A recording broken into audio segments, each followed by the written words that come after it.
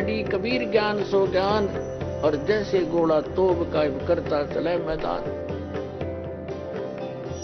जगद्गुरु तत्वदर्शी संत रामपालजी महाराजांचे अमृत वचन सर्व पवित्र धर्मांच्या व पवित्र शास्त्रांच्या आधारावर।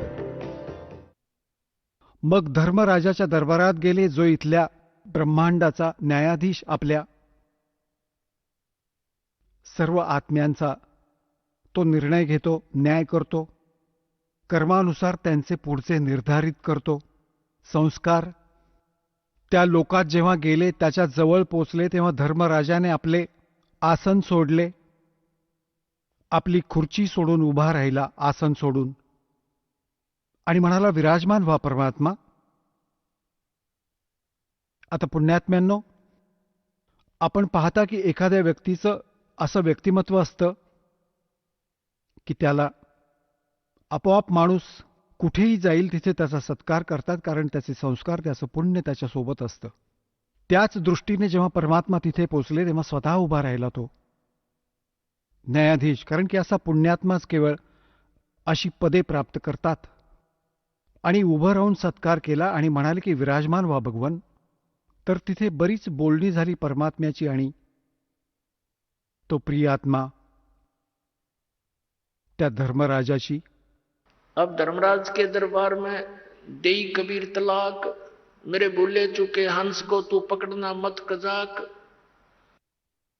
आता तो परमक्षर ब्रह्म इथल्या न्यायाधीशावर असा रागावला जसा एखादा उच्च अधिकारी एका छोट्या अधिकाऱ्यावर त्याला उपदेश देतेवेळी सक्तीने बोलतो तसा। आणि तो औपचारिक आणि शिष्टाचाराने सर जी, यस सर, हां जी, जशी आज्ञा आपली, असा एक शिष्टाचार असतो। याच प्रकारे परमात्मा पूर्ण ब्रह्म कबीर देवजी, कबीर साहेब, काशीवाले धानक, ज्यांना विणकर म्हणतो आपण, कवी संबोधून त्यांची फाईल बंद करून ठेवली होती आपण, इतिहास बंद करून ठेवला होता। तो परमक्षर ब्रह्म आहे, तो सर्व सृष्टी रचनहार आहे, तो सर्वांचा सृजनहार आहे। तर तिथे गरीबदास साहेबजींच्या समोर स्वतःची समर्थता दाखवतात। धर्मराजाला म्हणाले की खबरदार, जर तू माझ्या कुठल्या एका हंसाला, ज्याने माझ्या संताशी माझ्याद्वारे माझा रिप्रेझेंटेटिव्ह, माझ्याकडून पाठवलेल्या संताचा उपदेश प्राप्त प्राण्याचा तू हिशोब देखील नाही करायचा, त्याचा लेखाजोखाही नाही करायचास तू, खबरदार जर त्याला पकडून आणलंस तर। धर्मराज हात जोडून म्हणतो, करबद्ध होऊन म्हणतो की हे परमात्मा, आपल्या हंसाला, आपला जो अनुयायी असेल त्याला मी कधीच नाही पकडणार, त्याला कोणताच दंड नाही देणार। धर्मराय दरबार में देई कबीर तलाक, मेरे भूले चुके हंस को तू पकड़िए मत कजाक।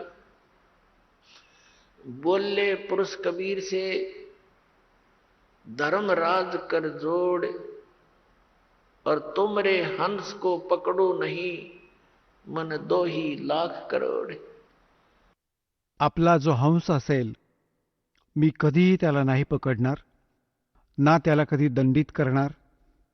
आणि मग तो म्हणाला की परमात्मा, जोपर्यंत आपल्या शरणामध्ये हा जीव येत नाही तोपर्यंत याचे पूर्वजन्मीचे संचित पापकर्म माझ्याकडे विद्यमान असतात हे प्रभू, आणि माझ्या कागदांमध्ये ते नमूद केलेले आहेत। आणि इथला नियम आहे की जसे कोणी कर्म करेल तसे भोगावे लागतात। तर परमात्मा, त्याला तर मला दंड द्यावा लागेल, माझा नाईलाज आहे। तेव्हा परमात्मा कबीरदेवजी म्हणाले होते, कबीर साहेब, ये कर्म भ्रम ब्रह्मांड के, मैं पल में कर हूं नेस, और दिन हमारी 2 ही दी, सो करो हमारे बेस। हे तुझे कर्म भ्रम या ब्रह्मांडाचे तू लावून ठेवले आहेत, यांना 1 मिनिटात नष्ट करेन, संपवून टाकेल, कॅन्सल करीन, क्रॉस मारीन यांच्यावर। आणि ज्यांनी माझी साक्ष दिली आणि तू त्यांना पकडून आणलंस, तुझे अनुयायी त्याला इथे घेऊन आले तर तो म्हणाला की मी तर असा असा कबीर साहेबांचा बालक आहे, तू मला नाही पकडू शकत, तू चूक करत आहेस. त्यांना करा माझ्यासमोर उपस्थित, त्यांना मग माझ्याकडे घेऊन या माझ्या लेकरांना, तू त्यांना दंड नको देऊस. असं बोलणं ऐकून गरीबदासजी गदगद झाले की हे समर्थ बाबाजी तर खूप खूप बरेच तगडे आहेत आणि इथला हा न्यायाधीश आणि हा खूप देवतांसारखा हात जोडून उभा आहे यांच्यासमोर. तर मग पुढे आपल्या लोकात घेऊन गेले परमात्मा. त्याच्या आधी काळाची ती स्थिती, ते स्थान दाखवले जिथे हे ब्रह्मलोकात वेगळी जागा शोधून गुप्तपणे राहतात. तो आपल्या मायेपासून लपून राहतो तिथे साकार आहे. हा ज्योत निरंजन साकार आहे, नर आकार आहे. याचे उंच डोके आहे आणि लांब दात आहेत. शरीर याचा चेहरा बेढब असा आहे. आणि मग परमात्म्याने त्याचं दुसरं स्थान दाखवलं या 21व्या ब्रह्मांडात, जिथे हा तप्त शिलेवर भाजून 1,00,000 प्राण्यांचा आहार करतो, सूक्ष्म शरीरातून घाण काढून खातो आणि जीव मरत नाहीत. ते कर्मानुसार आपले अन्य शरीर प्राप्त करतात. मग त्याने परब्रह्मच्या म्हणजे अक्षर पुरुषाच्या लोकात प्रवेश केला. ते 11वं द्वार आहे, जे या काळाच्या लोकातून आणि क्षरपुरुषाच्या लोकातून अक्षरपुरुषाच्या लोकात जो प्रवेश करायचा असतो ज्या दाराने, ते 11वे द्वार आहे. आणि 12वं द्वार आहे या 7 शंख, या अक्षरपुरुषाच्या 7 शंख ब्रह्मांडांना पार करून, जिथे मग सतलोकात प्रवेश करायचा असतो. ते 12वं द्वार आहे. आत्तापर्यंत हे 10वं द्वार घोष लावला होता. हे 10वं द्वारही काळाच्याच या जाळ्यात आहे. आणि 11वं जे द्वार आहे ते तर कुणाला माहितीच नाही. बाकीचे जे कबीरपंथी आहेत ते कबीर साहेबांची वाणी वाचून त्याच्या विरुद्ध अर्थ लावून ते म्हणतात की 11वी खिडकी फक्त अंतिम खिडकी, 11वी खिडकी, 11वी खिडकी. त्यांना हे नाही माहीत की अर्धवट ज्ञान असलेला वैद्य खतरा असतो. आणि मग दावा करतात हे लोक की माझ्यापेक्षा श्रेष्ठ, माझ्यापेक्षा गहन ज्ञान कुणालाच नाही, कारण की मला 11वी खिडकी मिळाली. आणि ती कुठे आहे सांगतात? 11वं द्वार म्हणतात सुरतीमध्ये आहे. सुरतीमध्ये. अरे भल्या माणसा, सुरती तर त्या दारातून पार होऊन जाईल. अरे सुरतीमध्ये दार असेल तर जाशील कुठे? खड्ड्यात? ही अशा प्रकारची बडबड. काही ज्ञान तर नाही यांना, बुडवलंय सगळं. कबीरपंथी असून कबीर साहेबांच्या मार्गाशी हे परिचित नाही आहेत. आणि हे लोक वाळवी आहेत परमात्म्याच्या मार्गातील, कारण यांनी दिलेला भक्तिविधी चुकीचा. हे तर नास्तिक करण्याच्या तयारीत आहेत जनतेला. कारण की जोपर्यंत परमात्म्याची यथार्थ भक्तिविधी नाही मिळणार, परमात्म्याकडून मिळणारे ते लाभ प्राप्त नाही होऊ शकत. आणि काही दिवसांनंतर आपोआप नास्तिक होतो प्राणी. सर्व साधना, सर्व चुकीच्या साधना करून थकून जातो, सोडून देतो तो मार्ग 11व्या द्वारापर्यंत. कारण ते 11वं द्वार कुणालाच माहीत नाहीये, जे दास सांगणार आहे. हे तर या ब्रह्मांडाच्या आतच हे सर्व काही सांगतात, शरीरामध्येच आहे सांगतात. आणि काही चतुर प्राणी आहेत कबीरपंथी नकली. ते म्हणतात शरीराच्या बाहेर 1.25 हात वर 11वं द्वार आहे. काय तुझ्या डोक्यात आहे का ते? शरीरापासून 1.25 हात वर काय ते आकाशात आहे का जमिनीवर आहे? काय आहे काही पत्ता? शरीराची द्वारे आहेत ते तर मान्य आहे, 10 आहेत, नाहीतर 12, मग 16 तरी सांगते, तरी मान्य करू की बाबा याच्या आत तरी असतील. सांगतात की शरीराच्या वर 1.25 हात आहे, म्हणजे आम्ही काय भंपक आहोत? अक्कलशून्य गोष्टी या लोकांच्या. तर हे हळूहळू कंडम होतील. या तत्वज्ञानाचा सूर्योदय होताच परमात्म्याचा ज्ञानोदय होतोय आता. हे सगळे नकली संतपंथ हे आपोआपच यांचे हे चमचमणारे दिवे, डिझेलवाले सगळे संपून जातील, निष्क्रिय होतील. आता ते 12वं द्वार आहे जे 7 शंख ब्रह्मांड पार करून सतलोकात प्रवेश करेल. कबीर परमेश्वरजींनी म्हटलं आहे कि द्वादश द्वादश दर ऊपर बसे मोरा बालम. म्हणजे स्वतःचा महिमा स्वतःच सांगत आहेत परमात्मा. म्हणतायत की आपला जो मालक आहे आपल्या सर्वांचा तो 12व्या द्वाराच्या वर आहे, तिथे राहतो. आणि आदरणीय गरीबदास साहेबजींनीही जेव्हा परमात्म्याबरोबर जाऊन स्वतःच्या डोळ्यांनी पाहिली सारी द्वारे म्हणाले, असंग जन्म तन मरत्या होगे जीवित क्यों ना मरे रे. और द्वादश दर मद मैल मठ बोरे बहुर ना देत रे रे. त्या 12व्या द्वाराला पार करून तिथे आहे ते 12वे द्वार, तिथे आहे तो मठ, ते स्थान जिथे गेल्यानंतर परत फिरून प्राणी या संसारात येत नाही, तो परमशांतीला प्राप्त होतो.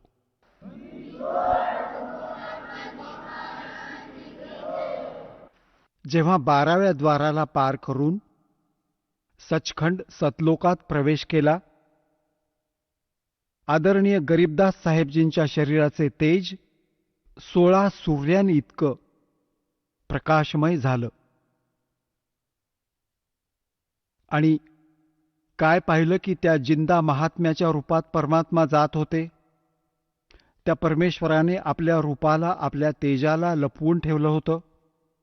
आणि दुसऱ्या रूपात तेच कबीर परमात्मा आपल्या अन्य रूपात एका खूप मोठ्या सिंहासनावर तख्त म्हणजे आपलं हे लाकडी नाही, तख्त असतं. तख्त म्हणजे या राजे लोकांच्या राजगादीला तख्त म्हणतात. की अमुक राजा ह्या साली तख्तावर विराजित होता, तख्तावर बसला होता, म्हणजे गादीवर बसला होता. नियंत्रकाच्या स्थानावर समजा तख्त. तर तिथे परमात्मा विराजमान, दुसऱ्या रूपात सिंहासनावर, खूप सुंदर सिंहासन. आणि जिंदा महात्म्याच्या रूपात कबीर परमेश्वरजी खालून गेले होते. गरीबदास साहेब जे त्यांच्या सोबत होते. तिथे एक चौरी ठेवली होती. जिंदा महात्म्याच्या रूपामध्ये परमेश्वर कबीर देवजी, कबीर साहेबजी आपल्याच दुसऱ्या रूपावर चौरी ढळू लागले, जे एका सिंहासनावर विराजमान होते. जसे एक सेवक करतो, आपल्या गुरुदेवांवरती चौरी ढाळतो श्रद्धेसहित. गरीबदासजींनी विचार केला की अरे, भगवान तर हा आहे जो तख्तावर विराजमान आहे, गादीवर बसलाय. त्या परमात्म्याच्या 1 रोम कुपात करोड सूर्य मिळवले, करोड चंद्रमा, एवढे तेज होते. एका रोमाचं, 1 रोम कूप म्हणा किंवा 1 केस म्हणा, रोमकूप समजा. रोमकूपचा अर्थ आहे रोमाचं छिद्र, केसाचं छिद्र. आता गरीबदासजी विचार करू लागले की हा भगवान बाबाजी इथला नोकर आहे की काय, जे जिंदा महात्म्याच्या रूपात भगवान गेले होते खालून वर. त्याच वेळी ते तेजोमय शरीर उभं राहिलं. तेजोमय शरीरवाले प्रभू उभे राहिले आणि जिंदा महात्म्याचे रूप त्यांच्यावर विराजमान झाले. अनंत ब्रह्मांडाच्या नियंत्रकाच्या त्या सिंहासनावर. आणि ते तेजोमय शरीर चौरी ढाळू लागले बाबाजीच्या रूपावर, नोकराप्रमाणे, सेवकाप्रमाणे. आता गरीबदासजी कधी इकडे बघत आहेत बालक, कधी तिकडे बघत आहेत. विचार करतायत की काय कारण आहे की या बाबाजींवरती आणि हे भगवान चौरी ढाळतायत. एवढ्यात काय पाहिलं की ते तेजोमय शरीर त्या जिंदावाल्या शरीरात सामावलं. एकटं जिंदावालं शरीर अनंत कोटी ब्रह्मांडाच्या स्वामीच्या त्या सिंहासनावर विराजमान झाले. चौरी आपोआप ढाळली जात होती. आपोआप डोक्यावर असं होत आहे. गरीबदासजी भुसकळ्यात पडले आणि म्हणाले की हे भगवान, खरोखर तुम्हीच परमात्मा आहात? म्हणाले, हो बेटा, मीच परमात्मा आहे. सोचल छिद्र मैं करूं अपने जन के काज. तर गरीबदासजींनी तिथं पाहिलं ते सर्व देखावे, तो समुद्र आणि भरलेले ते दूध आणि दह्याचे माठ, सरोवर पाहिले, फळदार वृक्ष पाहिले आणि तिथलं वातावरण पाहिलं. म्हणाले, भगवान, आता मला इथेच ठेवा तुमच्या बालकाला. तिथले ते सर्व भक्त जे आत्मा हंस तिथे राहतात त्यांना भेटले. कबीर साहेबांनी मग त्यांना सृष्टीरचना सांगितली. ते अन्य जे तिथे राहतात पुण्यात्मा त्यांनी सांगितलं की असं असं जे इथून निघून गेले त्यांनी ही चूक केली होती आणि त्याची शिक्षा बघा कुठे भोगायला लागत आहे. परमात्मा जातात, कोणी ऐकत नाही. त्या काळाच्याच फेऱ्यात अडकून पडले आहेत. त्याच्या खोट्या सुखात सर्व तिथेच व्यस्त आहेत. जन्म आणि मृत्यू आणि 84 लाख प्रकारच्या प्राण्यांच्या शरीरात ते कष्ट उपसत आहेत. तर गरीबदास आणि आता हे आहे ते स्थान जिथे कधी जन्म मृत्यू नाही होत, कधी वृद्धावस्था नाही येत आणि काहीही काम नाही करावं लागत. इतका आनंद असतो, सर्व आहार उपलब्ध आहे. गरीबदासजी म्हणाले, भगवान मला इथेच ठेवा, परत पाठवू नका भगवान. तो तर खूप वाईट लोक आहे भगवान, तिथे हाहाकार माजला आहे. तेव्हा गरीब परमात्मा त्याला म्हणाले की बाळा, तू इथून जेव्हा गेलास तू खूप भक्तियुक्त होतास, आता तू भक्तिरहित झालास. मी एक असा मंत्र देईन ज्याला सतनाम म्हणतात. 2 अक्षरी आहे, ज्यात एक ओम मंत्र आहे, एक तत्वगुप्त आहे. श्रीमद भगवद्गीता अध्याय नंबर 17च्या श्लोक 23 मध्ये हा मंत्र सांकेतिक अर्धसांकेतिक लिहिला आहे. ओम तर सार्वजनिक आहे, स्पष्ट आहे. तत् आणि सत हे 2 मंत्र गुप्त आहेत. हे केवळ कबीर परमात्मा यांनी आपल्या प्रिय आत्म्यांना दिले होते, ज्यांना मोक्ष मिळाला. मग त्यांना सक्त ताकीद दिली होती की आता या सतनामाला उघड करू नका, नाहीतर येणाऱ्या आगामी काळात या काळाचे दूत डाव खेळतील आणि माझी मुलं भिन्नता ओळखू शकणार नाहीत. कारण की हा मंत्र देणारा पृथ्वीवर एकच असू शकतो, दुसरा नाही असू शकत. एकतर परमात्मा आले होते, त्यावेळी ते एकटेच होते. ना कुठलं असं साधन होतं, ना कुठला मीडिया, ना कुठला कन्व्हेन्स होता. आणि तरीही परमात्म्याने 64 लाख शिष्यांना स्वतःच नाम दिलं, दीक्षा दिली होती, इतरांना नव्हती दिली. भले हा मंत्र नव्हता दिला, हे 5 मंत्र जे आपल्याला 7 मंत्र तयार करून दिले जातात, तर त्यात केवळ हे 5च मंत्र द्यायचे दाता, कारण त्यांना माहिती होतं की हे आत्ता मला ओळखू शकणार नाहीत आणि जरी यांनी कुणाला हा मंत्र दान केला तरी तो उघड होऊन जाईल, गोष्ट बिघडून जाईल. या दृष्टिकोनातून त्या गरीबदास साहेबजींना म्हणाले की तुम्ही या नामाचा जप करा, कारण की आपण पक्के भक्त आहात, आपल्यामध्ये श्रद्धा पूर्ण असेल. आपण हे स्थान पाहिलंय आणि ते स्थान पाहिल्यानंतर आपल्याला हे स्वप्नातही आवडणं शक्यच नाही. या बोलण्याने गरीबदास साहेबजी संतुष्ट झाले की जशी आज्ञा प्रभू आपली, आणि म्हणाले की हे आता सांगू नकोस. परमात्म्याने स्वतःचं सगळं ज्ञान त्यांच्यात फीड केलं गरीबदास साहेबजींच्या आत्म्यामध्ये, जसं एका कॉम्प्युटरमधून दुसऱ्या कॉम्प्युटरमध्ये. खूप मोठे हे सत्संगाचे व्हिडिओ सुद्धा कितीतरी तासांचे फॅक्स केले जातात आणि त्यातही सेव्ह होतात. असे परमात्म्याने ते ज्ञान, तत्वज्ञान जे कबीर पंथात घुसलेल्या कबीरपंथी नकली संतांनी, काळाच्या दूतांनी काहीशी खराब केली होती, सच्चिदानंद घनब्रह्मची वाणी, कबीर वाणी, आपल्या पद्धतीने हवे तसे अनर्थ केले होते, त्याच्या पूर्तीसाठी आदरणीय गरीबदास साहेबजींमध्ये ते पूर्ण ज्ञान त्यांच्यामध्ये फीड केले होते आणि मग त्याला सार्वजनिक करवलं होतं. आता पुण्यात्म्यांनो, गरीबदास साहेबजींच्या वाणीमध्ये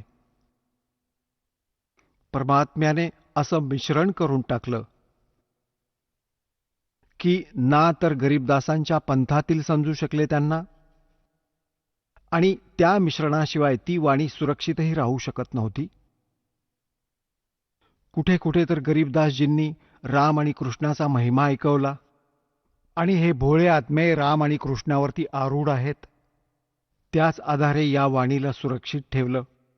जर त्यात कुणीन टाकलं असतं तर कुणीच ग्रहण नसतं केलं. तर ज्या कारणाने गरीबदासजींच्या पंथाच्या अनुयायांनी गरीबदास साहेबजींना विष्णूजींचा अवतार मानले, त्या ज्ञानाला न समजता त्यांच्या वाणीशी अपरिचित जेवढेही गरीबदासजींचे जे ते संत झाले आहेत किंवा त्यांचे पंथी आहेत, अनुयायी आहेत, गरीबदासी म्हणवतात, एक माझ्या पूज्य गुरुदेवजींना सोडून त्या संपूर्ण गरीबदास पंथातील कोणाकडेच हा मार्ग नाही. आणि हे परमात्म्याने एका सुनियोजित पद्धतीने इथपर्यंत पोचवलं. आमचे जे गरीबदासजींनंतर जे थेट शिष्य झाले ते शीतलदासजी होते. गाव उमराणामध्ये त्यांचा आजही आश्रम आहे छोटासा. त्यांना गरीबदासजींनी विशेष सूचना दिली होती की या मंत्राचा तू जप कर. केवळ एक सुयोग्य शिष्य ज्याला मी संकेत देईल त्याला तू सांग. तर गरीबदासजींनी स्वप्नात त्यांना संकेत दिला आणि दुसरा जो त्यांचा शिष्य अधिकारी होता त्याला सांगितलं याला दे आणि त्यालाही हेच सांग की तो कोणालाच हे सांगणार नाही.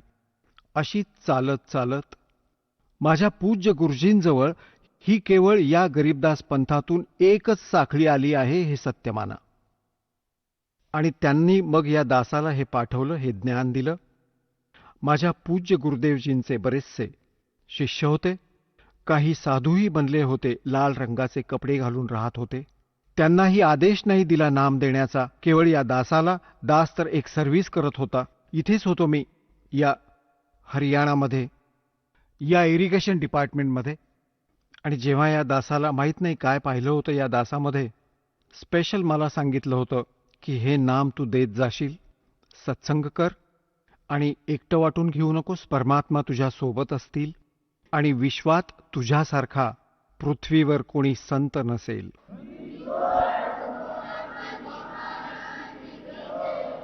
त्यावेळी माझ्या पूज्य गुरुदेवजींचं वय जवळजवळ 105 वर्षांचं होतं. आणि म्हणतात, साध वचन पलटे नहीं, चाहे पलट जावा ब्रह्मांड. तर पुण्यात्म्यांनो, असं या आपण अनमोल ज्ञानाला सुरक्षित ठेवलं होतं. तर गरीबदास साहेबजींना म्हटलं होतं, बेटा आपण जा आणि प्रचार करा माझ्या वाणीचा आणि असं याला गुप्त ठेवा आणि स्वतः जप करा या मंत्राचा, अन्य कोणाला. ते कबीर परमात्माही हेच म्हणाले होते की एक सुयोग्य शिष्य तुला संकेत देईन त्यालाच दे. तर असा संकेत होत होत हा माझ्या पूज्य गुरुदेवजींपर्यंत पोचला, मग या दासाला प्राप्त झाला. आणि सन 1997 मध्ये मार्च महिन्यात फाल्गुन शुद्ध एकादशीला परमात्म्याने या दासाला काही वेळासाठी दर्शन दिलं आणि म्हणाले की आता या सतनाम आणि सारनामाला करून टाक सार्वजनिक. वेळ आली आहे बेटा. पुण्यात्म्यांनो,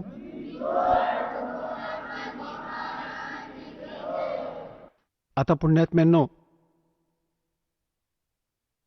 गरीबदासजी महाराजांना परमात्मा म्हणाले की आता तू जा परत बेटा आणि या सतनामाचा जप कर. तू लवकरच भक्तीचा धनी होशील. तुझी जी काही हानी झाली आहे ती यामुळे अक्षरशः भरून निघेल. मग त्याचा महिमा सांगितलाय परमात्म्याने. जे गरीबदासजींनी परमात्म्याकडून ऐकलेलं ज्ञान आहे ते कसं सांगितलंय की सतनाम पालड़े रंग होरी हो, 14 लोक चढ़ावे राम रंग होरी हो, 3 लोक पासंग धर रंग होरी हो, तो ना तुलाया राम रंग होरी हो. सतनामाच्या एका श्वासाची किंमत पुण्यात्म्यांनो केवढी आहे. एका सतनामाच्या श्वास उच्छ्वासाने एका संपूर्ण मंत्राची कमाई होते. जसा आपण एक मंत्र श्वासातून बाहेर सोडता, दुसरा आत घेता, हा एक संपूर्ण जप झाला सतनामाचा. काही भक्त असमंजसपणात असतात. हा एक मंत्र समजा की बस, सुरू ज्याने केला अंत दुसऱ्यामध्ये झाला, बस हा एक मंत्र. याची काय किंमत आहे? आपण तर बालक आहात, आपल्याला माहीत नाही. हा तिथे डिपॉझिट होत असतो आपला परमात्म्याच्या सच्च्या दरबारात. की परमात्मा कबीर साहेबजींनी सांगितलं आहे, गरीबदास साहेबजींच्या माध्यमातून हे ज्ञान दिलं आहे की एका तराजूच्या एका पारड्यात तागडीच्या बॅलन्स इंग्रजीत म्हणतात या तराजूला, एका पारड्यात म्हणतात की सतनामाच्या एका स्मरणाची किंमत ठेवा, व्हॅल्यू. आणि म्हणतात की तराजूच्या दुसऱ्या पारड्यात 14 लोक ठेवा. हे 14 लोक कोणते? हा ब्रह्माजींचा लोक, विष्णूजींचा लोक, शिवजींचा लोक, स्वर्गलोक, आणि हा दुर्गाचा लोक, आणि हा ब्रह्मलोक, खालचा पाताळ लोक, आणि अन्य लोक. 6 लोक वेगळे आहेत. 7 आहेत तसे, पण हा पाताळ लोक वेगळा. या 3 लोकात गणला जातो स्वर्गलोक, पृथ्वीलोक आणि हा पाताळ लोक. एक महास्वर्ग आहे, एक धर्मराजाचा लोक, आणि हे प्रत्येक वेगवेगळे 98 हे 96 हे 88,000 खेडी आहेत. अशा प्रकारचे हे 14 लोक आहेत. जसे गोलोक, भूलोक, भुवलोक, अशा प्रकारचे बरेच 14 लोक होतात सर्व मिळून. तर काय सांगितले की 14 लोक हे एका बाजूला, आणि एक श्वास सतनामाची किंमत एका पारडीमध्ये. और 3 लोक पासेंगदर है. ही पूर्ण पृथ्वी, पाताळ आणि स्वर्गलोक, ज्याला इंद्राचा लोक म्हणतात, या 3 लोकांची तर कशात गणनाच नाहीये. आता पासंग काय होता? पूर्वी तराजू असायचा, देशी पद्धतीचा, वाटतं अजूनही गावात असेल. आता तशीच लोखंडाची असेल, पूर्वी लाकडाची दांडी असायची. आता लोखंडी साखळ्या असतील, पूर्वी दोरी बांधलेली असायची पारड्याला. तर त्यात हाताने तोलत असत. एका दांड्याला एक दोरी बांधलेली असायची सेंटरला, तर दोन्ही बाजूला तराजू असायचा. तर आपल्या घरोघर हे काही कणिक घ्यायला यायचे व्यापारी लोक, गहू वगैरे तोलायचे, येऊन मोल करून घ्यायचे. तर त्यावेळी त्यांना प्रथम सांगितलं जायचं की लालाजी, पासंग तुझी तोलून दाखव तागडी. तो पाहायचा, एखादं पारडं वर खाली होत असेल तर त्या गव्हानेच एक मूठ गहू उचलून दुसऱ्या पारड्यात घालून त्याचा समतोल साधायचा त्या तराजूचा. त्याला पासंग म्हणायचे की इतका पासंग आहे यात, इतकी चूक आहे यात. तर तो पासंग नीट करण्यासाठी एक मूठ गहू तर असेच टाकायचे त्यात, ते सौद्यात नसायचे. आणि सौदा तर असा असायचा की समजा 10 क्विंटल गहू घेऊन जा, तो सौदा आहे. तर परमात्मा म्हणतात के सतनाम पालड़ रग होरी हो, और 14 लोक चढ़ावे राम रग होरी हो. ये 3 लोक पासंग धरे रग होरी हो, तो ना तुलाया राम रग होरी हो. की तरीही ते सतनामाचं पारडं जड राहील, उचलणार नाही, आणि ते 14 लोक असलेलं वर उचललं जाईल. आता पुण्यात्म्यांनो, एका श्वास उच्छ्वासाची किती किंमत. तर आपण किती भक्ती घेऊन इथं आलो होतो. आपण आजीवन करत राहू, तेव्हा जाऊन ते पूर्ण होईल. आणि पुण्यात्म्यांनो, कारण की आपण आपल्या भक्ती कमाईला इथे वेस्ट खूप करतो, यामुळे ती लवकर साठू नाही शकत. कारण की आपल्याला काळाने असं गुंतवून टाकलं आहे, इच्छा नसतानाही कुठे ना कुठे ते पंक्चर होतच आहे, होतच ते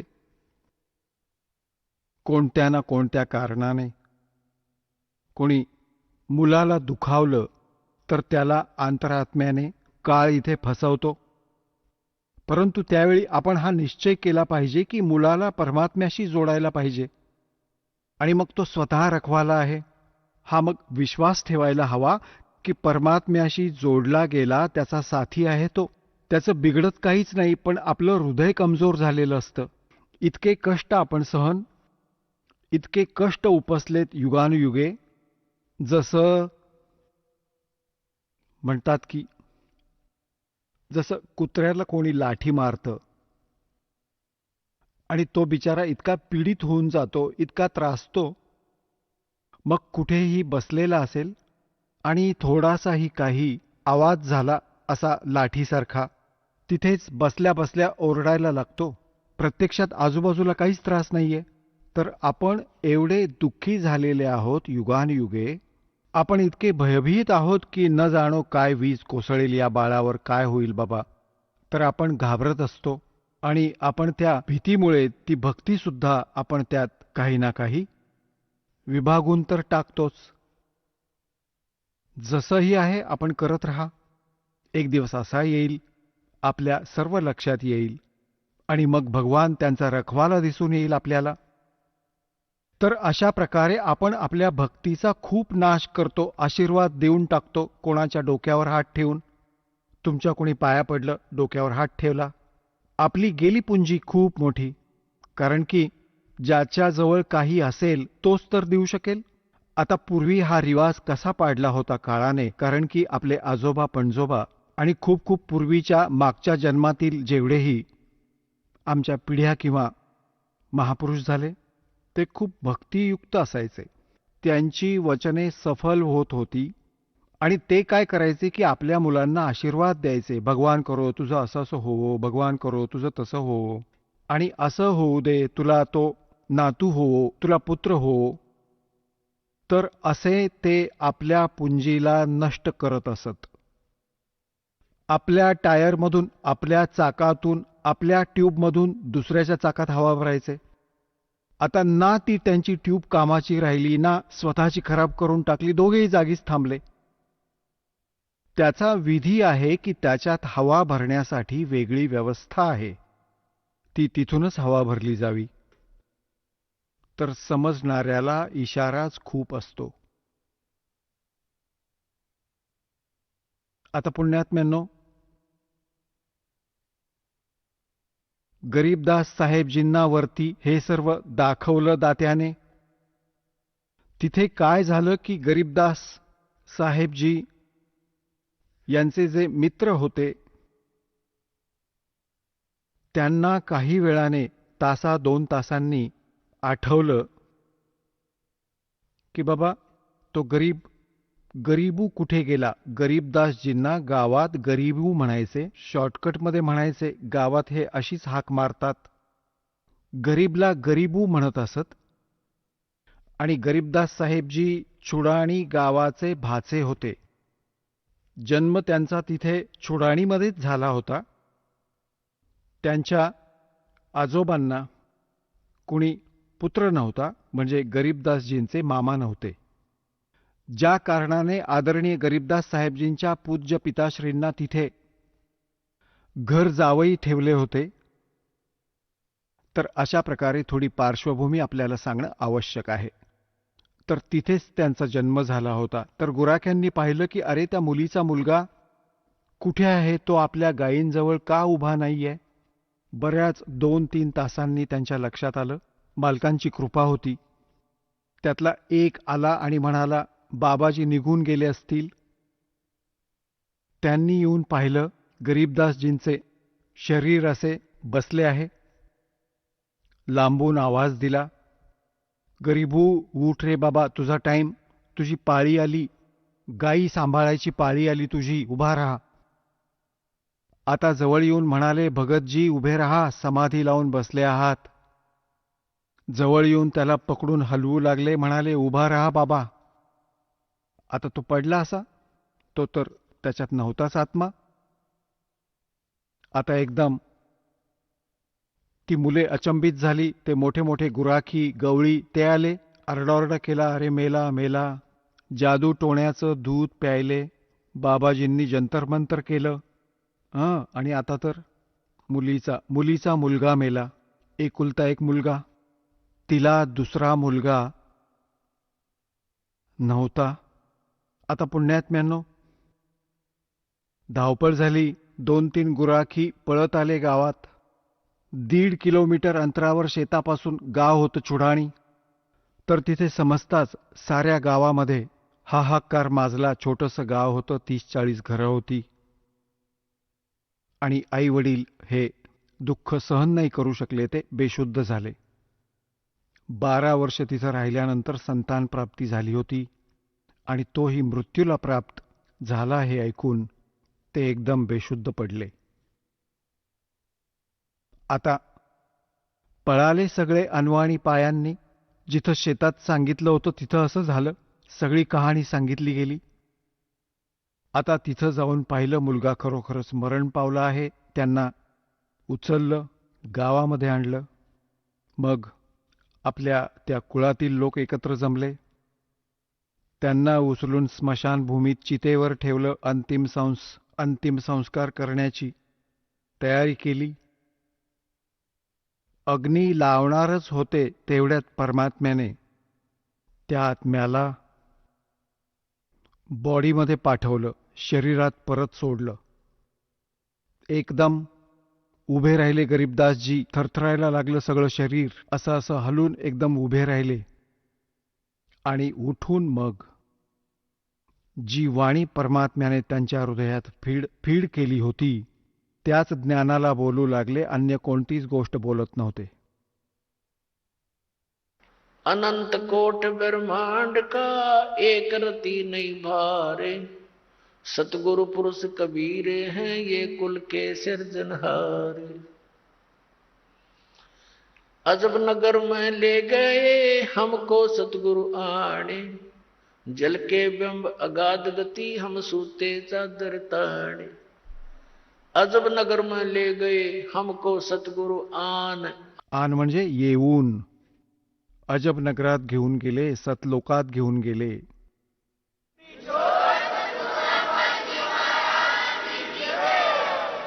चला आता आपण त्या श्रद्धाळूंचे अनुभव जाणून घेऊयात, ज्यांनी जगद्गुरू तत्वदर्शी संत रामपालजी महाराजांकडून दीक्षा प्राप्त केलेली आहे, तसेच त्यांच्याद्वारा सांगितलेल्या भक्ती मार्गावर चालत आहेत. नमस्कार. नमस्कार. आपलं नाव? माझं नाव संतोष मनोहर निकम. आपण कुठून आलात? कंपोस्ट वाटरू फाटा, तालुका परतूर, जिल्हा जालना, महाराष्ट्र. आपला व्यवसाय काय आहे? माझा व्यवसाय ॲडव्हर्टायझिंग, डिझायनिंग आणि प्रिंटिंगचा व्यवसाय आहे माझ्यावाला. संत रामपालजी महाराजांची गुरुदीक्षा आपण कधी घेतली? 2005 मी संत रामपालजी महाराजांची दीक्षा घेतलेली आहे. संत रामपालजी महाराजांची गुरुदीक्षा घेण्या अगोदर आपण व आपला परिवार कोणती भक्ती साधना करत होतात? संत रामपालजी महाराजांची गुरुदीक्षा घेण्या अगोदर आमचा परिवार जो आहे तो स्वाध्याय परिवारामध्ये होता आणि स्वाध्याय परिवाराचे जे काही नियम वगैरे जे आहेत ते पाळत होता. तर आमचे जे चुलते आहेत ते हे स्वाध्याय केंद्र चालवायचे आमच्या इथे वाटूरला, आणि आमचं पूर्ण परिवार त्या स्वाध्याय केंद्रामध्ये जायचा. स्वाध्याय केंद्रामध्ये स्वाध्याय हा जो भक्ती मार्ग आहे तो पूर्णतः गीतेवर चालतो. गीतेमध्ये गीता जी आहे, गीता म्हटलं की भगवान श्रीकृष्ण आले, आणि स्वाध्याय हा भगवान श्रीकृष्णालाच सर्वोपरी मानणारा पंथ आहे, आणि आम्हीसुद्धा हा त्या नियमाप्रमाणे भगवान श्रीकृष्णात सर्व काही आहे असं मानत होतो आणि भक्ती करत होतो. आणि दर गुरुवारी स्वाध्याय परिवाराचे कार्यक्रम होत असायचे. त्या कार्यक्रमाला आम्ही जायचो. वाटरू, आमच्या गावातील जे काही वाटूर आहे त्या गावातील जे काही आमचे मित्रपरिवारातील जे काही मंडळी असायचे त्या सर्वांना आम्ही बोलून आणायचो आणि तो कार्यक्रम ठेवायचो. त्या कार्यक्रमात आमचा पूर्ण परिवार जायचा.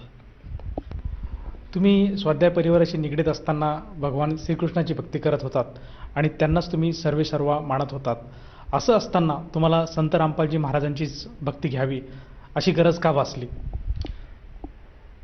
संत रामपालजी महाराजांची भक्तीच का घ्यावीत असं वाटण्या अगोदर मी वाटूर ते औरंगाबाद जिल्ह्यामध्ये खुलताबाद आहे, तर या ठिकाणी मी ते 150 किलोमीटरचं अंतर आहे. मी वाटूरहून खुलताबादला पायी जायचो आणि त्या ठिकाणी मारुती आहे, भद्रा मारुती. तर पायी जायचो, तर बिना चप्पलचा पायी जायचो त्या ठिकाणी, आणि मला 2 दिवसाचा टाईम लागायचा त्या ठिकाणी पोहोचण्यासाठी. तर दुसऱ्या दिवशी शुक्रवारी जर निघलो मी, तर तिथं त्या ठिकाणी शनिवारी मी सकाळी 2:30-3च्या सुमारास पोचायचो खुलताबादला. त्या ठिकाणी जाऊन आंघोळ वगैरे करून मी त्या ठिकाणी दर्शन वगैरे घ्यायचो आणि दर्शन वगैरे घेऊन रिटर्न पुन्हा वाटूरला यायचो. असं करत असताना आमचे मित्र औरंगाबादला तिथे टी व्ही टेपचं काम शिकायला गेले होते आणि त्यांनी संत रामपालजी महाराज 2004ला भारत भ्रमण करत असताना ते औरंगाबादला आले होते आणि आमच्या मित्रांनी संत रामपालजी महाराजचा उपदेश घेतलेला होता. तर त्यांची माझी गाठभेट झाली. तर त्यांनी त्यावेळेस मला काही सांगितलं नाही, पण माझं कंपल्सरी खुलताबादला दर्शनासाठी जाणं होतं. तर 2005ला परत संत रामपालजी महाराज भारत भ्रमण करत असताना औरंगाबादला आले आणि 2005ला औरंगाबादमध्ये कार्यक्रम होता त्यांचा. तर माझे मित्र मला वाटूरला भेटले आणि म्हणे की एक महान संत औरंगाबादला येणार आहेत म्हणे आणि तुम्ही येणार का म्हणे. तर मला जन्मताच मला जसं कळायला लागलं तसं माझा स्वभाव असा होता की साधू संतांच्या सहवासात राहणं, मला जाणं आवडणं, त्यांच्यासोबत राहणं आवडत होतं मला. तर ते मी ज्यावेळेस ऐकलं की बाबा एक हरियाणामधून एक साधू संत महात्मे येत आहेत औरंगाबादला, तर आपण दर्शनाला गेलं पाहिजे. आणि मी ते ऐकून औरंगाबादला दर्शनासाठी गेलो. जसं की तुम्ही सांगत आहात की तुम्ही औरंगाबादला संत रामपालजी महाराजांचा जो सत्संग होता त्या सत्संगाला तुम्ही गेले. तो सत्संग तुम्ही पूर्णपणे अटेंड केला का? आणि सत्संगामध्ये संत रामपालजी महाराजांनी जी सद्भक्ती सांगितली ती सद्भक्ती तुम्ही त्यावेळेस स्वीकारली का?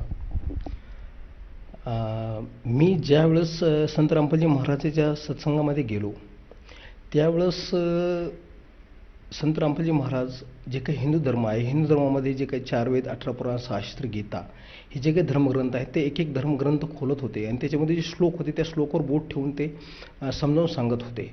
पण मी स्वतः 4 वेद 18 पुराण 6 शास्त्र गीता ह्या धर्मग्रंथामधला कोणताही ग्रंथ वगैरे वाचलेला नव्हता आणि ते जे काही ज्ञान सांगू लागले ते ज्ञान माझ्या डोक्याच्या वरून गेलं आणि ते मला काही समजलंच नाही. आणि समजलं नाही तसं तर समजलं नाही आणि मी 3 दिवस त्यांचं सत्संग अटेंड केलं. अटेंड करून मी परत वाटूरला निघून आलो. वाटूरला आल्याच्यानंतर मी ज्या पवित्र हिंदू धर्मात जन्माला आलेलो आहे तर त्या काही चालीरूढी परंपरा आहे, जे देवळात जाणं आहे, पितृपूजा घालणं आहे, सत्यनारायण वगैरे जे आहे, ह्या ज्या गोष्टी आहेत या गोष्टी संत रामपालजी महाराजांच्या भक्ती मार्गामध्ये नव्हत्या. तर मला असं वाटू लागलं की संत रामपालजी महाराज ज्ञान हे हिंदू धर्माच्या विरोधात आहे असं मला वाटत होतं. तर त्यामुळं मी वाटूरला गेल्याच्या नंतर मी रामनामाच्या वह्या जमा केल्या. रामनामाच्या वह्या जमा करून मी हिंदू मुस्लिम सर्व अशा काही जे काही धर्म आहेत ह्या प्रत्येक धर्माच्या घरामध्ये त्या वह्या दिल्या. त्या वह्या मी रामनामानं लिहून आणल्या आणि जमा करून त्या परत मी जालन्याला आणून द्यायचो आणि त्याच्या बदल्यात परत मी वह्या घेऊन जायचो. आमचा जो मित्र आहे तो संत रामपालजी माझा जो उपदेशी होता त्याचा माझा विरोध सुरू झाला. त्या विरोधातून मी ह्या गोष्टी करू लागलो आणि ह्या गोष्टी करत असताना त्याची माझी परत एकच भेट झाली आणि तो सहज बोलता बोलता बोलून गेला की म्हणे तू जे आरोप करतोयस की संत रामपालजी महाराज हिंदू धर्माच्या चालीरूढी परंपराच्या विरोधामध्ये ज्ञान देत आहेत, तर तू हे जे आरोप करतोय हे याच्यामध्ये तू गीता वाचली का, वेद वाचले का, शिवपुराण वाचलं का, मार्कंडी पुराण वाचलं का, कोणता शास्त्र वाचला का? आणि खरंच तो जे काही बोलला ते खरं होतं आणि ते माझ्या मनाला लागलं. त्यानंतर मी माझ्याकडे लॉस एंजल्सची गीता होती, ती गीता प्रेस गोरखपूरचे देवी भागवत, विष्णुपुराण, शिवपुराण, मार्कंडी पुराण, गीता प्रेसची गोरखपूरची गीता हे सर्व ग्रंथ घरी आणले आणि मी ते वाचन करायला सुरुवात केली.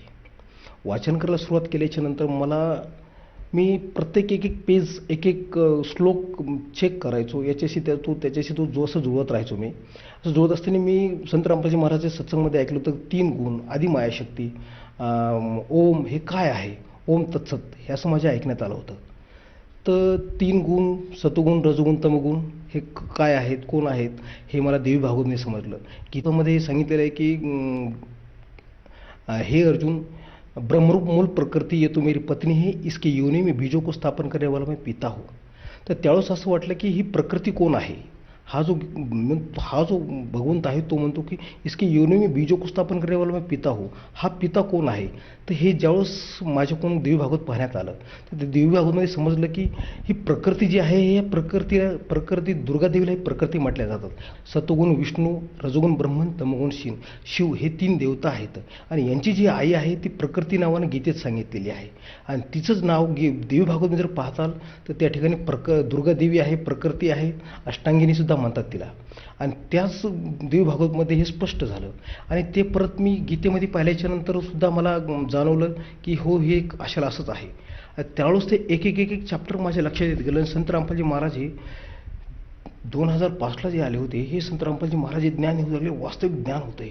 मग मी त्यावेळेस आणखीन खोलवर जाऊन एक श्लोक मी चेक करत राहिलो. तर संत रामपालजी महाराज सांगितलं होतं की भगवान श्रीकृष्णाचा जन्म मूर्ती होतो. तर मी गीता अध्याय 2मध्ये वाचलं की भगवान श्रीकृष्ण म्हणतो, हे अर्जुन तुझा माझा जन्म मूर्ती होतो, हे तू ते जाणू शकत नाही पण मी ते जाणतोय म्हणे. तर हे माझ्या पाहण्यात आलं. आणि जसं प्रत्येक एक मी पेज उलटत गेलो, जसं देवी भागवत पाहिलं, विष्णुपुराण पाहिलं, शिवपुराण पाहिलं आणि गीता पाहिले. या गीतेमध्ये सर्व स्पष्ट झालं की संत रामपालजी महाराज हे पूर्ण संत आहेत. आणि याच्यामध्ये हे ग्रंथ वाचत असताना माझा 1 वर्षाचा कालावधी गेला.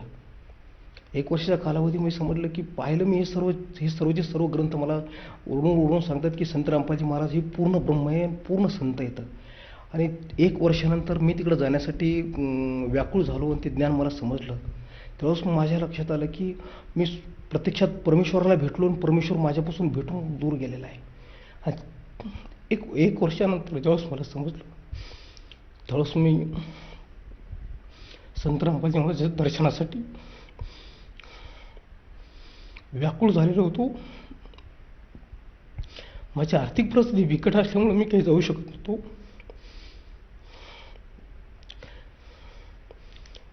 अशा परिस्थितीमध्ये आमच्या वाटूरच्याच बाजूला, वाटूर गावाच्या बाजूलाच एक खेडं आहे. त्या ठिकाणी दासबोधच्या बैठकी होत असतात. माझ्याकडे पैसे नव्हते जाण्यासाठी. तर म्हणलं चला या ठिकाणी एक कार्यक्रम आहे, त्या कार्यक्रमात काय ज्ञान आहे काय नाही हे पाहात. तर त्या ठिकाणी मी त्या गावामध्ये गेलो. संध्याकाळच्या 7च्या सुमारामध्ये ते कार्यक्रम चालू होणार होता. मी त्या गावामध्ये गेलो आणि त्या ज्या ठिकाणी तो कार्यक्रम चालू होता त्या कार्यक्रमाच्या दरवाजामध्ये, चौकटीमध्ये मी पाय आतमध्ये टाकणार तर त्या स्टेजवर जो कोणी व्यक्ती निरूपण देणारा होता, तो निरूपण देणारा व्यक्ती बोलला की या विश्वामध्ये एकच असे संत होऊन गेलेत की ते कबीर संत आहेत आणि स्वतःचं शरीर ते इथून स्वर्गात घेऊन गेलेले आहेत. आणि ज्यावेळेस मी ते ऐकलं, माझा पाय मी चौकटीच्या आतमध्ये ठेवणार आणि हे शब्द माझ्या कानावर पडले, तेव्हाच माझ्या पायाखालची वाळू सरकली आणि मी आणखीनही व्याकुळ झालो की संत रामपालजी महाराज हेच खरे संत आहेत. तो का आणि मी त्या जे काही निरूपण चालू होतं त्या निरूपणाच्या ठिकाणी मी समोर जाऊन त्या स्टेजच्या जवळ जाऊन बसलो आणि मी ऐकायला बसलो. तर त्या ठिकाणी माझ्या लक्षात आलं की ते म्हणे 3 गुण, अनुसया, अत्री ऋषी म्हणजे ओम, अनुसया म्हणजे दुर्गादेवी आणि 3 गुण म्हणजे सत्वगुण विष्णू, रजगुण ब्रह्मन, तमोगुण शिव. ह्या 5 जणांच्या भोवतीच दासबोधाची दासबोधाच्या बैठकी ज्या होतात हे फिरतात. यांच्याकडे वास्तविक ज्ञान नाही हे माझ्या लक्षात आलं. आणि मी हे याच्या पुढचं ज्ञान माझ्याकडे आहे जे की संत रामपालजी महाराजांनी 2005मध्ये मला सांगितलं होतं. आणि हे जे ग्रंथ मी 1 वर्षामध्ये वाचलेत हिंदू धर्माचे, 4 वेद, 18 पुराण, 6 शास्त्र, गीता, या धर्मग्रंथामध्ये माझ्या पाहण्यात आलं. आणि तेव्हा समजलं की मला संत रामपालजी महाराज हे पूर्ण संत आहेत. आणि 2 महिन्यानंतर मी जे काही मला व्यसन होते, गुटखा सिगरेट वगैरे, हे माझे ते ज्ञान समजल्यानंतर 2 महिन्याखाली माझे सर्व काही बंद झाले. आणि त्यानंतर मी संत रामपालजी महाराजांच्या दर्शनासाठी वाटूरून एकला निघालो आणि हरियाणामध्ये जाऊन संत रामपालजी महाराजांचं दर्शन झाले माझे. सर, जसं तुम्ही सांगत आहात की संत रामपालजी महाराजांनी 2005मध्ये आपल्याला तत्त्वज्ञान दिलं, परंतु ते तत्त्वज्ञान तुम्हाला त्यावेळेस पूर्णपणे कळलं नाही आणि तुम्ही जी अगोदरची भक्ती साधना करत होता तीच भक्ती साधना करायला लागले. आणि नंतर तुम्हाला असं लक्षात आलं की संत रामपालजी महाराज हेच केवळ सद्भक्ती देतात, हेच केवळ सत्साधना देतात. आणि तुमचं मन, तुमची आत्मा आतून रडायला लागली, व्याकुळ झाली. आणि अशा परिस्थितीत तुम्ही संत रामपालजी महाराजांच्या दर्शनात हरियाणाला गेले आणि त्यांच्याकडनं नामदीक्षा घेतली. तर आता आपल्याला काय अनुभव प्राप्त झाले? अनुभव जर सांगायला बसलं तर वेळ पुरणार नाही, एवढे अनुभव आहेत. तर त्यामध्ये आता ह्या लॉकडाऊनच्या काळामध्ये जो अनुभव झाला आहे, माझी पत्नी 2ऱ्या मजल्याच्या पायऱ्यावरून खाली पडली. 2ऱ्या मजल्याचा जो स्लॅब आहे जमिनीपासून 30 ते 35 फुटाचं अंतर आहे. तर ती खाली उतरत असताना संत रामपालजी महाराजांच्या दयेनं माझं 2ऱ्या मजल्याचं बांधकाम चालू आहे स्लॅबचं. तर ती खाली उतरत असताना ती वरून खाली पडली. ज्या ठिकाणी पडली त्या ठिकाणी एवढे मोठे दगड होते त्या पायऱ्याच्या खाली आणि त्या दगडाच्या बाजूलाच एक टाकी होती, लोखंडाची टाकी होती. त्या टाकीला गोट नव्हता विशेष म्हणजे. आणि ज्या का पायऱ्या होत्या त्या पायऱ्याला 10 mm ते 12 mm गज होते लावलेले. ती ज्यावेळेस पडली त्यावेळेस मिस्त्रीचं मत आलं की ही जी बाई आहे ही आता ही एक्सपायर झाली किंवा मेली म्हणून.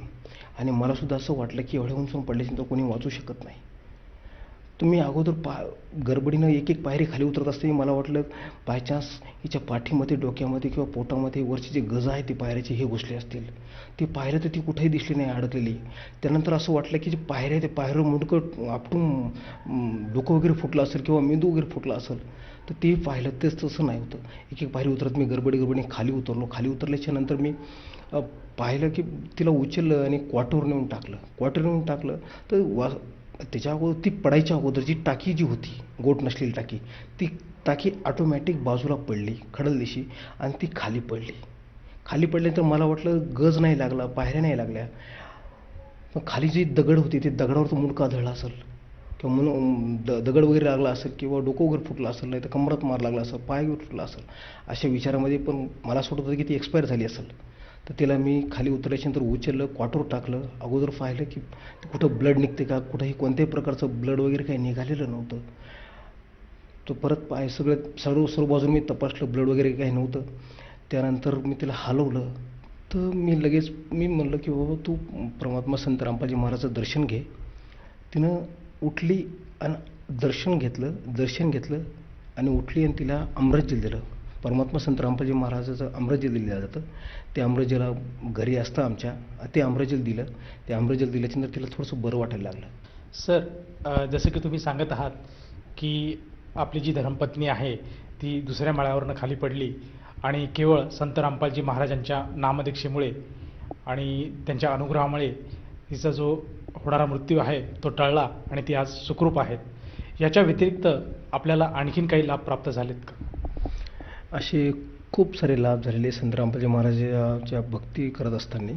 त्यामधील एक आता कोरोनाच्या काळातला जो एक लाभ आहे तो लाभ सांगतो मी. माझी मुलं वाटूरपासून एक 15 किलोमीटर अंतरावर परतूर आहे, परतूरला शिकायला आहेत. पण सध्या कोरोना असल्यामुळे ते मुलं आणि आई वाटूरलाच आहे, घरी सर्व. तर महिन्याची 25 तारीख होती आणि 25 तारीख म्हणजे महिना संपण्यासाठी समजा 5 दिवस बाकी होते.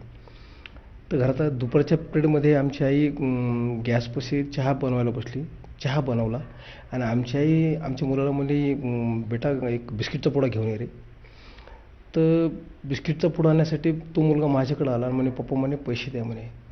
आणि माझ्या खिशामध्ये खरं 5 रुपयेसुद्धा नव्हते माझ्या खिशामध्ये. तर मी कपाट आहे त्या कपाटामध्ये पैसे पाहिले. तर कपाट चेक केलं तर कपाटामध्ये पैसे भेटले नाही.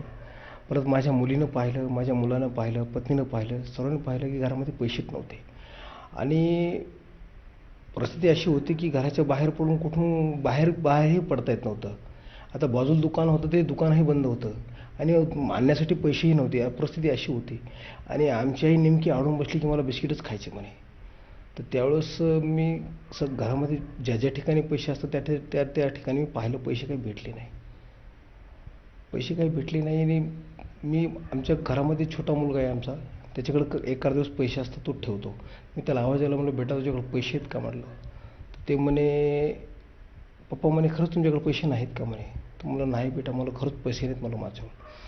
तर त्यानं त्याचं पाकिट आलं आणि त्या पाकिटामध्ये त्याच्या पाकिटमध्ये 2 रोकड निघले. ते एका रोकडमध्ये त्यानं 5 रुपयाचा बिस्किट पुडा आणला, त्याच्या आजीला आणून दिला. त्यावेळेस मी क्वार्टर बसलेलो होतो. तर ते पाहून माझ्या डोळ्यात अश्रू आले आणि म्हणलं, हे परमात्मा, म्हणलं माझ्याकडे बिस्किट पुडा आणण्यासाठी तर 5 रुपये नाही आहेत म्हणलं. आणि मला पैसे आणण्यासाठी जर पाहिजे असते तर मला पैसे आणण्यासाठी मला परतूरला जावं लागत होतं बँकेमध्ये पैसे होते. आणि लॉकडाऊनच्या काळामध्ये गाडी वगैरे कोणतं सर्व काही बंद होतं आणि मी आणू शकत नव्हतो. त्यावेळेस मी तसंच रडत मी क्वार्टर पडलो आणि परमात्मा मला परतूरला जाण्यासाठी फक्त 100 रुपये द्या, की एखाद्या गाडीमध्ये पेट्रोल टाकून मी परतूरला जाऊन बँकेतून पैसे काढून आणेल. अशी कंडिशन होती. असं म्हणत मी क्वार्टर पडून रडू लागलो. मी रडत असताना मी परत उठलो आणि मला फक्त 100 रुपये द्या म्हणलं, मला परतूरला जाऊन येऊस तर. आणि मी जे कपाट आम्ही सर्वांनी, मुलांनी, पत्नीनं, आम्ही सर्वांनी चेक केलं होतं फक्त 5 रुपयासाठी, ते कपाट मी परत उठलो रडत आणि कपाटामध्ये हात हात घातला मी आणि कपाट उघडून हात घातला. जसा हात घातला मी त्या ठिकाणी 100च्या 9 नोटा निघाल्या.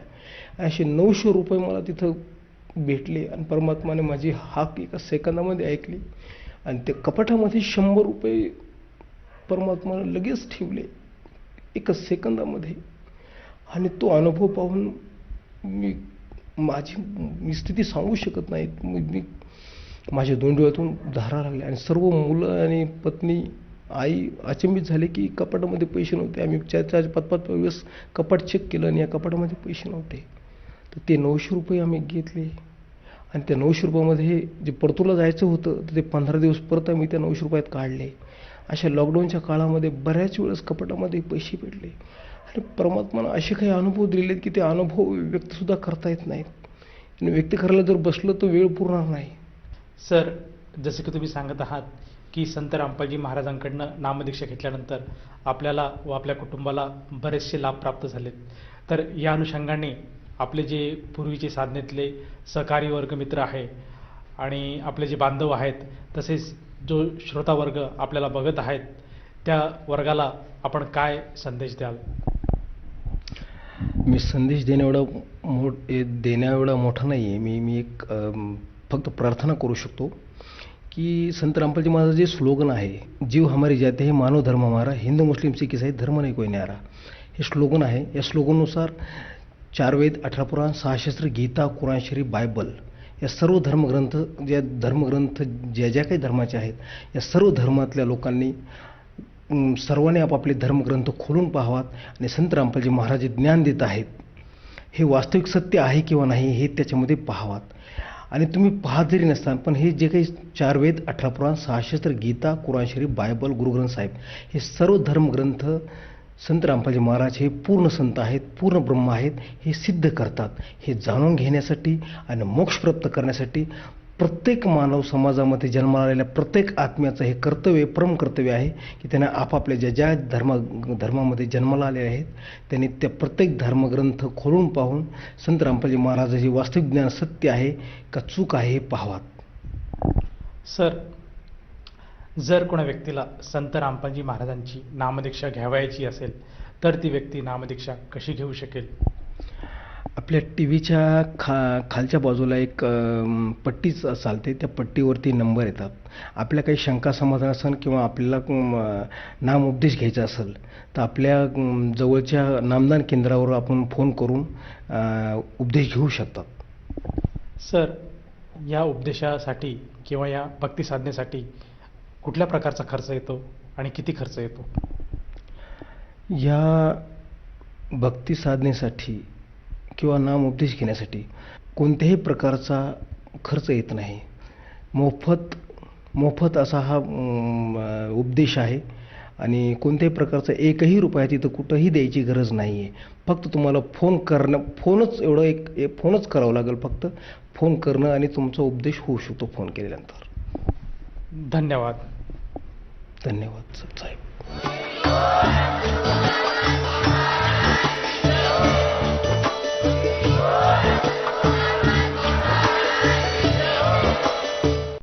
आपण ऐकत होता जगद्गुरु तत्वदर्शी संत रामपालजी महाराजांचे मंगल प्रवचन. निःशुल्क नामदीक्षा प्राप्त करण्यासाठी आणि अधिक माहितीसाठी संपर्क करा 7030303951 7030303952. आमची वेबसाईट आहे www.jagadgururampalji.org. सर्व पवित्र